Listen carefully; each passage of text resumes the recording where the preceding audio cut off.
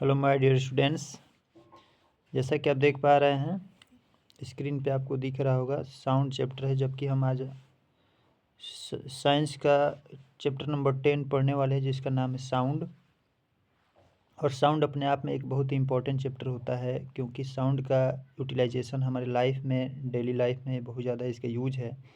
और साउंड कैसे प्रोड्यूस होता है और एक्चुअल में साउंड है क्या और इसका क्या क्या फिनोमेना होता है और कैसे ये वर्क करता है, इसमें कौन कौन से टर्म्स आते हैं, वो सारी चीज़ें हम लोग एक बार कंटिन्यू रिव्यू में कर लेंगे। और बहुत सारी चीज़ें हैं जो इसमें हम लोग को पढ़ना है, ठीक है।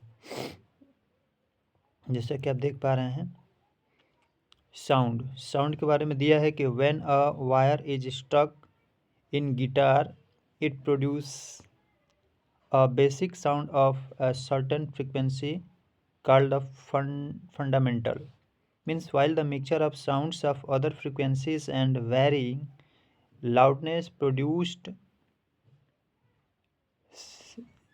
simultaneously is called harmonics. इसका क्या मतलब है? इसका मतलब ये है कि जब हम गिटार में जो स्ट्रिंग होता है, मीन्स जो उसमें वायर होता है, जब हम उसको क्या करते हैं, मतलब खींचते हैं या उसको रगड़ते हैं तो उसमें एक फ्रीक्वेंसी क्रिएट होती है, मतलब उसमें वाइब्रेशन क्रिएट होता है और वही उसका फंडामेंटल होता है। तो उसी से क्या होता है कि जब उसमें फंडामेंटली वो क्या होता है कि जब उसमें वाइब्रेशन क्रिएट होता है तो वाइब्रेशन क्रिएट होने की वजह से उसमें एक फ्रीक्वेंसी क्रिएट होती है। मतलब फ्रीक्वेंसी जो होती है वेव के फॉर्म में होती है। अब वो वेव क्रिएट होता है और जब वेव क्रिएट होता है तो वेव के अंदर एक एनर्जी होती है जो आगे की तरफ प्रोड्यूस होती है, मतलब आगे की तरफ फर्दर वो आगे की तरफ ट्रेवल करती है और उसी की वजह से हमें साउंड क्रिएशन होता है। और वह हमारे जब ईयर के इनर ईयर में पहुंचता है तो हमारे पास एक ईयर ड्रम होता है। कान के अंदर इंटरनल साइड में क्या होता है, ईयर ड्रम होता है। फिर वह वाइब्रेशन मीन्स फ्रीक्वेंसी मीन्स बोलो तो जो उसका वेव होता है वो वहाँ पहुँचता है। जब वहाँ पहुँचता है, चूँकि वो एक एनर्जी है, वेव के फॉर्म में एनर्जी होती है और वह एनर्जी क्या होती है कि हमारे ईयर ड्रम को वाइब्रेट करने लगती है। चूँकि एनर्जी है तो एनर्जी अपना कमाल दिखाती है, तो वो अपना वहाँ पे कारनामा दिखाने लगती है। अब इस प्रकार हमारा ईयर ड्रम क्या होता है कि वह वाइब्रेट करने लगता है। और जैसे ही वाइब्रेट करता है मीन्स कंपन होने लगता है, उसमें स्पंदन होने लगता है। और जैसे कंपन होना शुरू होता है वह साउंड हमें उसका जो हमारे कान के अंदर बहुत सारी ऐसे आर्गन्स होते हैं जो उस साउंड को एनालिसिस करके, सेंस करके वो ब्रेन को इन्फॉर्मेशन देते हैं।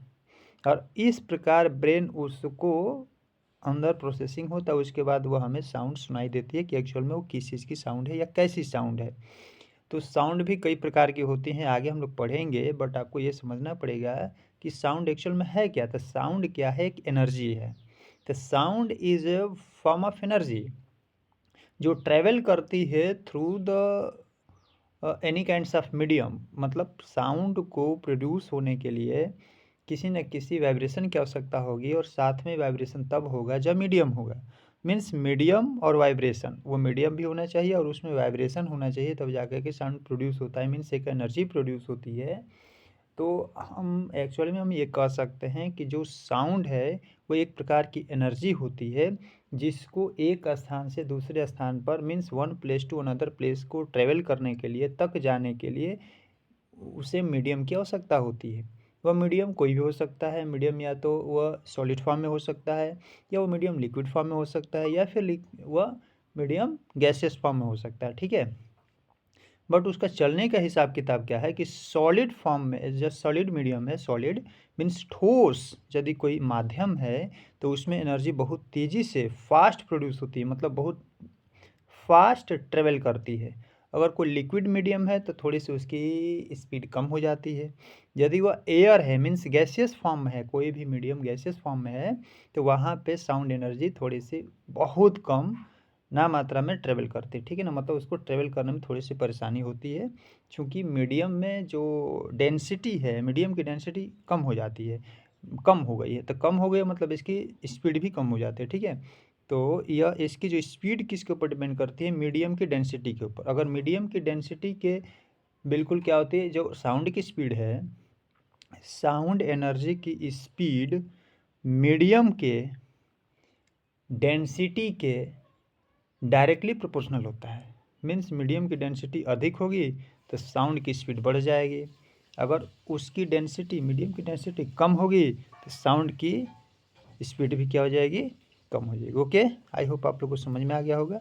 मिलते हैं नेक्स्ट वीडियो में। Okay, thanks.